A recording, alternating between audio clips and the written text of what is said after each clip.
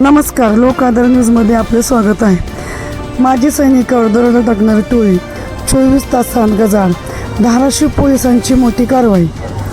धाराशिवच्या परंडा तालुक्यातील कुंभिजा येथे माजी सैनिकाच्या घरावर सशस्त्र दरोडा टाकणाऱ्या टोळीचा स्थानिक गुन्हे शाखेने अवघ्या 24 तासात पर्दाफाश केला आहे.